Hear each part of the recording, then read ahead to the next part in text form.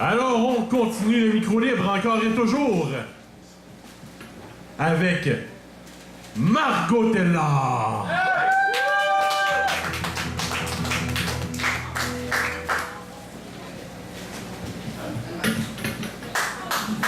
Hi. Okay. Thank you very much. Okay, well, I have to explain a few things about the stuff that I'm going to read. Is that poetry for me, I've had a very intense life. I'm writing my memoirs, and by coincidence, like the first poetry I wrote that I disclaimed in public was about the suicide of my husband one night that I went to look for a job, and the kids found him hanging the staircase of the house. And that opened the door for me. I also wrote The Life of Margotella, where I put a resume of, because I have to write my memoirs. And I read the poem, and that kind of opened the door, and I was able to structure the 3 books that I'm going to write about it.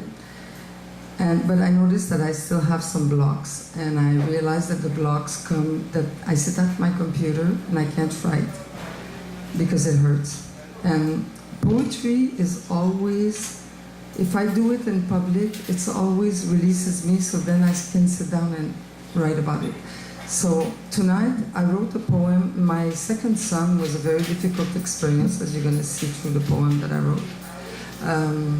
I did 3 or 4 suicide attempts after that, which are not in the poem, but anyway. So thank God they didn't come true.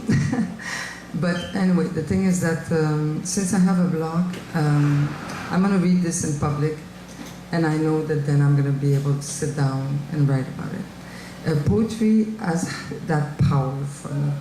It opens the flow of expression, and I think this is something that we should definitely promote more into, the power of the verb. And God invented the verb. It is in the Bible. It is very important to be able to express oneself. Okay, so I'm going to read you a poem that I wrote to him.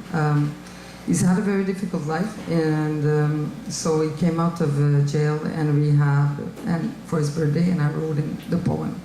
And he said, "Mom, thank you for writing it, but I don't think I can read it yet." Okay, so I said, "Okay, no problem." So I'm going to read it tonight. He's been doing much better. Every day, every time I see him, he's progressing in the emotional path. So, because he's very intelligent, so that's not a problem. But emotionally, you gotta have an equilibrium between emotional and rational. And he progresses very much. So, tomorrow I'm gonna tell him I read your poem in public, and I want to see the effect it's gonna have. So, to my son Dutch, tu es mon deuxième fils. Dans cette ligne génétique de 7 demi-frères et sœurs, issus de 4 unions qui me firent veuve 2 fois. La première causée par une surdose d'héroïne et la deuxième d'une pendaison suicide. Tu as été conçu suite à un viol de ma personne par ton père, mon ex-chum, pour qui je n'étais qu'un objet et sa possession. À l'époque, Morgan Taylor avait été arrêté et la loi prévalait. J'ai tenté 2 fois de t'avorter. New York, New York. 2 fois où j'ai failli renoncer à ce don de vie que tu voulais de moi et que je me sentais incapable de te donner. J'avais 19 ans. Mais Dieu merci, grâce à des circonstances de hasard et de parcours que je nomme la diplomatie secrète, j'ai décidé de te donner cette vie que je sentais que tu méritais. Et c'est ainsi que tu commenças ce cheminement si unique et dramatique où tu dus survivre la séparation avec ta mère à 5 jours d'existence, l'orphelinat et la garde-tutelle d'un abuseur physique et psychologique qui te soumit aux mêmes tortures que moi lorsque je l'aimais. Kidnappé légalement à travers un système qui aussi, à mon époque, me refusa froidement la protection contre mon père abuseur sexuel. Tu débutas une enfance tourmentée et victime d'abus physiques, violents et existentiels dégénératifs qui t'ont amené, tout comme moi, à fuir du foyer paternel à l'âge de 15 ans, pour te réfugier dans un cimetière où tu as vécu dans une voûte durant plus d'1 an, là où les esprits de la mort te maintiennaient en vie. Je me souviens encore du jour où j'allais épouser Kenny, un homme avec une base sociale et économique stable et sécure qui me permettrait de te récupérer. Le téléphone sonna 1 heure avant la noce et ton père me dit si tu maries cet homme, tu ne reverras plus jamais ton fils et il s'enfuit aux États-Unis, là où ton enfer perdurera durant toutes ces années jusqu'en 1999. Retour au Québec de ta part, retour au Québec de ma part. Tu tentes de devenir célèbre pour que je te retrouve et je fais la même chose, poussé par ce lien invisible qui unit une mère à son fils et vice-versa. Ce n'est qu'en 2009 que nous nous retrouvons et nous nous aimons. Tu viens de devenir père et moi grand-mère. June Thunder est l'étoile qui brille pour nous. Nous voici donc en 2018. Tu poursuis tes rêves humanitaires et grandioses. Et en tant que mère, je me donne à fond et j'espère que le tout portera fruit et qu'ensemble, comme famille, nous le célébrerons.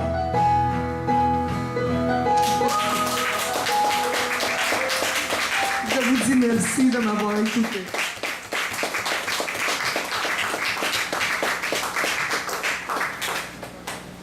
Alors, pour terminer, je vais lire un poème que j'ai... Mais je voulais lire un poème à la Pachamama parce que c'est la fête de la Bolivie ce soir, puis je le trouve pas. Donc, il était à la maison sur mon ordi, puis j'ai oublié de l'imprimer, puis il n'est pas dans mon dossier. Donc j'ai trouvé un autre qui s'appelle « Retour à la vie ». Okay? Puis, ce poème... ce que je me suis rendu compte, c'est que dans les pires moments de notre vie, ce qui nous rattache à la vie n'a rien de rationnel. C'est toujours un lien émotionnel. Après que mon mari s'est suicidé, un soir que j'étais partie chez une job, puis qu'il s'est pendu dans les escaliers, puis que les enfants l'ont trouvé quand il allait au dépanneur s'acheter des bonbons, okay, avec la gardienne.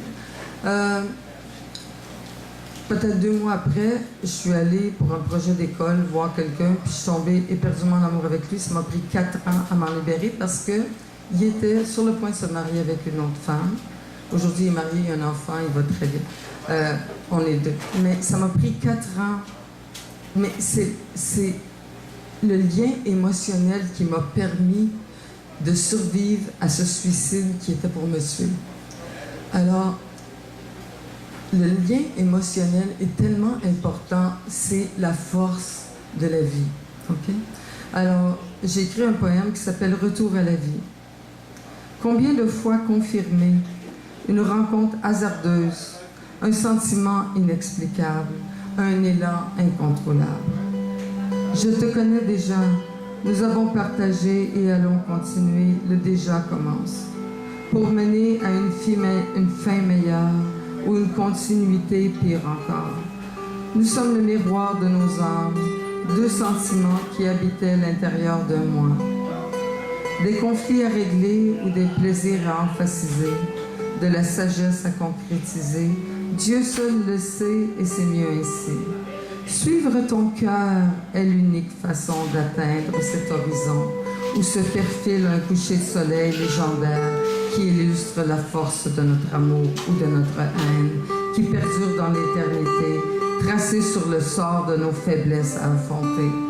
Retour à la vie, j'y crois, même si je ne peux pas trouver que ce soit, ni qui que ce soit, sauf dans l'inconscient, au-delà du subconscient, où sont gravées toutes les mémoires de la vérité. Alors, cette personne-là, je l'ai aimée pendant 4 ans. C'était une relation totalement platonique. À chaque fois que je le voyais, il me revirait complètement à l'envers. Mais si j'avais pas eu cet amour impossible qui me tenait, je n'aurais pas pu survivre. Et aujourd'hui, je dis merci à l'univers d'avoir mis cette personne sur mon chemin. Un jour, je l'ai vu, puis ça a tout lâché. Aujourd'hui, on est des amis. Tant que je l'aimais, il s'éloignait de moi parce qu'il était déjà dans une relation. Mais aujourd'hui, on est des amis, puis il m'a toujours collaboré à travers mes projets, à travers tout. Donc, des fois, les sentiments qu'on ressent, on ne peut pas les expliquer, mais ils sont là pour une raison et il faut les suivre. C'est la corde qui nous tire du trou ou c'est la bouée qui nous sauve de l'océan?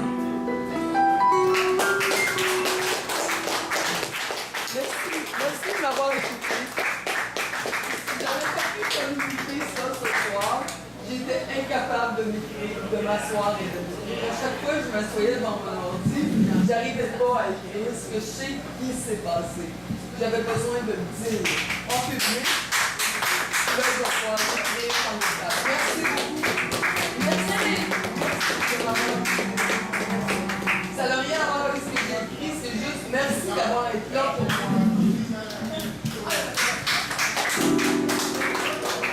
C'était Margot Tella.